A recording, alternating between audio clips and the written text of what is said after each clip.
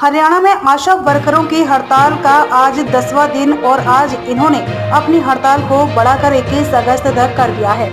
हरियाणा में आशा वर्करों की हड़ताल का आज 10वां दिन और आज इन्होंने अपनी हड़ताल को बढ़ाकर 21 अगस्त कर दिया गया है। आशा वर्करों का कहना है कि 2018 में उनकी मांग मुद्दों पर सरकार से समझौता हुआ था, जिन्हें अभी तक लागू नहीं किया गया है, जबकि उनके काम में बहुत ज्यादा बढ़ोतरी कर दी गई है। उन्हें ऑनलाइन और ऑफलाइन भी काम करना पड़ता है और इसका मासिक वेतन केवल 4,000 है।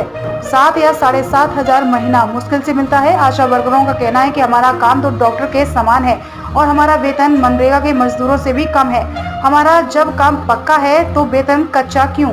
हमारी मांग है कि हमें कर्मचारी का दर्जा दिया जाए और जब तक हमें कर्मचारी का दर्जा नहीं मिलता तब तक हमारा न्यूनतम वेतन 26,000 रुपए किया जाए। आशा वर्करों ने मांग करते हुए कहा कि वर्ष 2018 के बाद आशा वर्करों के काम में कई गुना बढ़ोतरी हो चुकी है, परंतु 5 साल से मानदेय में बढ़ोतरी नहीं हुई है। आशा वर्करों ने मानदेय में बढ़ोतरी की जाए और इन्हें 26,000 न्यूनतम वेतन दिया जाए। आशा वर्करों को पक्का किया जाए।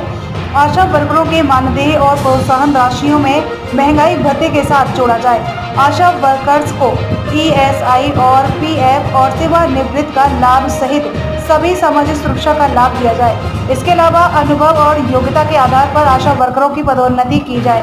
सब सेंटर पर आशा के बैठने व सामान रखने की जगह सुनिश्चित की जाए। जिन गाँव में सब सेंटर नहीं है, आशा सेंटर खोले जाए। आशा वर्करों को PHC में बैठक में जाने और मरीज के साथ जाने के लिए किराया भत्ता दिया जाए।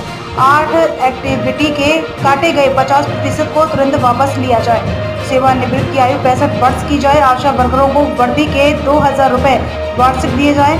आशा फैसिलिटेटर की विजिट की प्रोत्साहित राशि में बढ़ोतरी की जाए और फैसिलिटेटर की रिपोर्टिंग के लिए प्रोत्साहन राशि फिक्स की जाए। मैं चरणजीत कौर, आशा वर्कर गांव चांचक और फैसिलिटेटर PSC गोला। हड़ताल का जो हमारा मकसद है, कोई हमें ये शौक़ नहीं कि हम अपने छोटे छोटे बच्चों को छोड़कर और ये हड़ताल पर बैठे।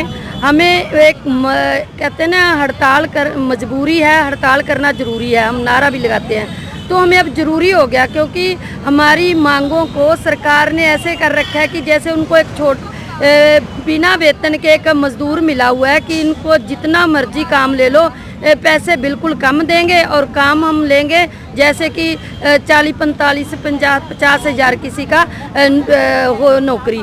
तो ऐसे हमें काम, तो हमारा ऑनलाइन काम भी और ऑफलाइन काम भी, इतना ज़्यादा काम, रजिस्टर भी पूरे करने हैं, फिर हमने ऑनलाइन काम भी करना है और काम इतना ज़्यादा बढ़ा दिया और बढ़ोतरी बिल्कुल हमारी कम है। इसलिए हम सरकार से ये कहना चाहते हैं कि कम से कम 26,000 न्यूनतम वेतन तो हमें दिया जाए, जितनी देर हमें कर्मचारी नहीं माना जा रहा। तो न्यूनतम वेतन के हिसाब से ऐसा है कि जो मजदूर है वो भी इतनी दिहाड़ी लेके आता है। जो मनरेगा वाला 365 तो हर रोज़ के लेता है।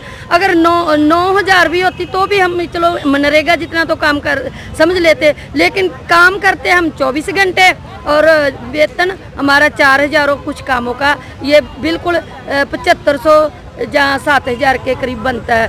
तो उससे क्या गुजारा होगा? बच्चे भी पढ़ाने हैं। हर एक आशा वर्कर अपना पता नहीं किस तरह, कुछ हमारी आशा वर्कर बहनें काम भी दिल से इतना कर रही हैं और कुछ विडो हैं जिनका चूल्हा ही इस आशा वर्कर के वेतन पर चलता है। तो हम सरकार से ये गुजारिश करना चाहते हैं कि ऐसा ना करो।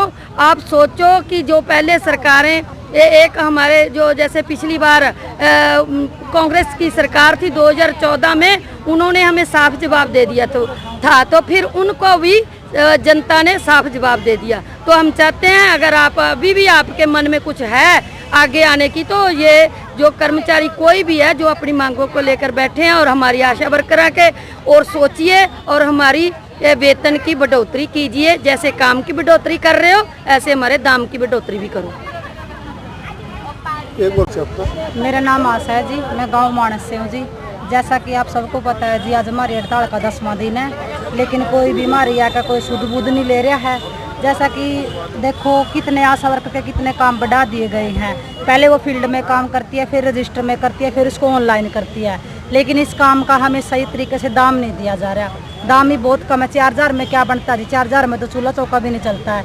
और काम सरकार नए नए ले आती है, सारे काम हमारे पर थोप देती है। ये नहीं चलेगा जी। अगर उन्होंने काम कराना है तो हमें पूरा मानदेय देना पड़ेगा, उसके बाद ही हम काम करेंगे, नहीं हड़ताल आगे भी बढ़ सकती है जी।